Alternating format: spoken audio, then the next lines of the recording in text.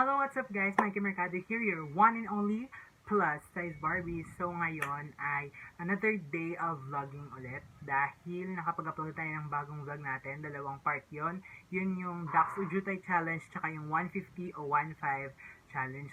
So ilalagay ko na lang sa pagkatapos ng video, yung video na yon at panoorin nyo yun. Laugh trip yun. Matatawa talaga kayo dun guys. I assure you na matatawa kayo dun. Kung hindi pa kayo nakapag-subscribe sa aking YouTube channel, mag-subscribe na kayo at huwag niyo kakalimutan bigyan ito ng like at i-share ito sa mga friends mo para ma-share mo na ang good vibes. At syempre, para maging official Barbie ka na, mag-subscribe ka. Huwag mong kakalimutan yan dahil kailangan pa natin ng 500 subscribers para maka 1K na tayo. So here's the deal guys, kapag nakapag 1K ako within 1 month, magpapakalbo tayo. Umpisa na natin ang challenge within this month at pagkatapos ng month na to at hindi pa ako umabot ng 1K, hindi tayo magpapakalbo. So, let's see! Bago tayo mag-start sa video natin guys, mag-shoutout muna tayo. So, syempre makakalimutin tayo kaya kailangan natin ito. Ayan, shoutout kay Beverly Barreto, shoutout kay Jero Kalimlim, shoutout kay Maki, kay Kuya Maki Mendoza, shoutout kay Vincent Ergisa. Mag-subscribe kayo sa channel niya guys, Vincent Ergisa. Nakakatawa yung mga vlog niya. Ayan. So, next, shoutout kay Jason Manson. So, ayan. Thank you so much. Kung gusto niyo ma-shoutout guys, mag-comment lang kayo sa ating comment section below. Nakalimutan ko yung isa-shoutout na isa, pero balikan ko na lang siya sa next vlog pala. Okay guys, napansin niyo naman na sa title kung anong gagawin natin ngayon. It's HRT time. So, ayun. Dito nag-collect ako ng information sa mga LGBT members na rin dito sa Bayambang. At tinanong natin sila kung anong year sila nag-start mag-HRT. Papakita ko dito yung before nila at dito yung after nila. So, sana matuwa kayo sa aking video na to at makapulot kayo ng information kung ano ang mga magagandang gamitin, lalo na sa mga aspiring na mga LGBT dyan na mga bata pa.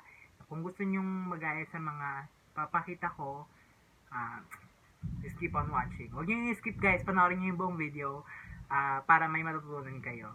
So, ayan na, let's go!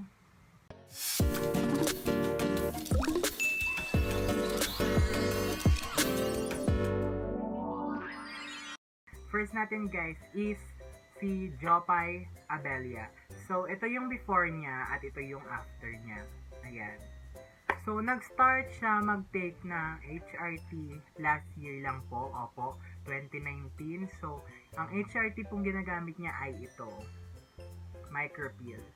So, tingnan nyo naman guys yung difference. So, kung gusto nyo makita, kung gusto nyo maging ganito kayo kaganda, alam nyo na yung gagawin niyo.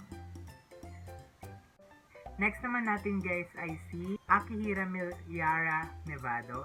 So, ang real name niya ay Mark Francis Nevado. So, ito siya. Ito yung before niya at ito yung kanyang after. So, ayan, napapansin nyo, isang malaking pagkakaiba. Ito yung kanyang HRT guys. Ayan. So, lalagay ko lang dito yung HRT kung anong ini-intake niya. So, ayan, kung makikita nyo, 1 year na siyang nag-take ng HRT at ito ang pagkakaiba. Pansin nyo naman yung pagkakaiba guys. Ang tawag sa kanyang HRT ay micro. Ayan, micro. Silang dalawa ni Jopay actually nauna kanina. So next, let's move on. Kailangan natin bilisan.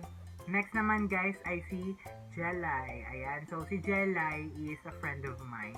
So ito, mga friend ko mga kasama ko din sa pageant, ganun. So, itong si Jelay guys, ito yung kanyang before, ito yung kanyang after. At saka ito yung kanyang ini-intake na HRT. So, ang tawag sa HRT niya is micro din. Ayan. So, nag-start siya mag-micro 2018. So, ayun guys. Mga 2 years na siyang nag-i-intake ng HRT. So, ayun. Medyo nakita naman natin yung difference. Grabe yung pagkakaiba. Tsaka kung makita nyo lang siya sa personal, super duper talaga as in. Mukha na siyang babae. Okay, next naman tayo guys is si Mami Sam Iglesias. Siya yung makeup artist ko sa pageant ko, kada pageant ko. So, mag-i-insert ako ng iba't ibang picture ng pageant namin here. 1, 2, 3.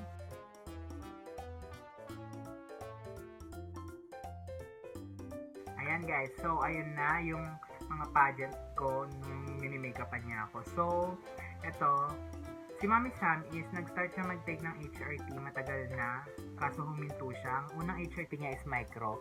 Tapos ngayon, nag-feno na siya, phenokinon na siya. So, ito yung before and after niya guys.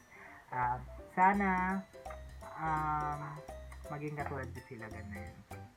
Kasi, grabe, iba yung evolution of man by Charles Darwin. Kaya so, iba yung evolution guys ng mga ating LGBT friends and mommies out there, yung mga nag-iintake ng HRT. So, ayan, malaking help talaga para sa kanila yan. Pinifeature ko lang sila kasi I'm very proud of them na they had their transformation at least at the early age. Tapos, alam mo yun, yung very comfortable na sila sa sarili nila. So, next naman natin guys is si Daniel Caridad. So, ito yung friend ko, siya, nag-start siya last year. Last year. Last year din siya nag-start mag-HRT. Ang HRT niya is micro at Dayan. So, napansin nyo naman, kasi ang HRT guys is hindi lang siya about sa hormonal, ganon.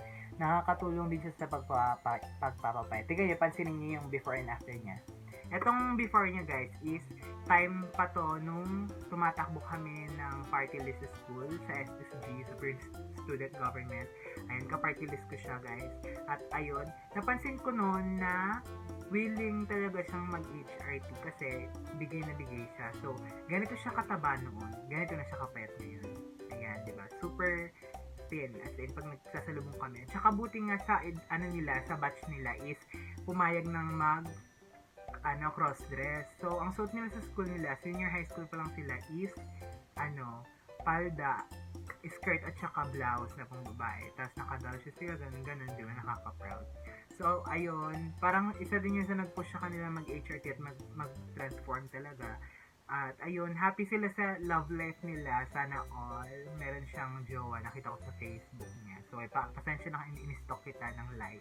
Next naman natin guys is si Mother Andrew Avalos. So, ito siya. 2016 siya nag-start mag-HRT. At ang kanyang HRT ay, nung una is nag-micro siya. Tapos, sumunod is Marvelon. So, ayan.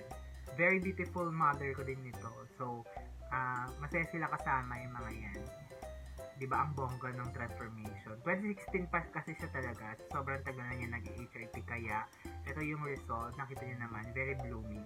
Nakakaganda siya ng balat, guys, sa mga tao. So, describe ko na lang siya mamaya-maya. Next naman natin, guys, is si Mami Angel. So, ilang taon na siyang ito siya, yung picture niya pala muna ito. Ayan. Si Mama Angel guys, 2014 siya nag-start mag-take ng HRT. At ang kanyang HRT ay ang dami. Titignan ko muna dito sa papel. Nag-start siya mag-micro, tapos Althea combo ng Aldactone, tapos Phenokinon. So, ayan guys. Ang tagal niya na, in 2014, 2015, 16, 17, 18, 19, 20. 7 years na siyang nag-take ng HRT guys. Kaya, tignan niyo naman ang resulta. Bonggang. Ayan. So, napansin nyo, very blooming sila kasi nakakaganda ng balat sa amin kapag nag-HRT. So, last but not the least is si Mami Iya. Ayan, si Mami Iya. Ito yung kanyang mga pictures before and after. Ayan. So, 2015 siya nag-start mag-HRT. So, ang HRT niya dati is micro at nag-start din siya mag-pheno. Pagkatas niya mag-pheno, nag-aldactone din siya. So, ayan, more. So, since 2015 siya nag-start, meron siyang 5 years siya nag-iintake ng HRT at nakita niya na yung result, bongga na talaga. So, ayun nga guys, sila yung ibang mga LGBT dito sa Bayambang na nag-participate sa aking vlog.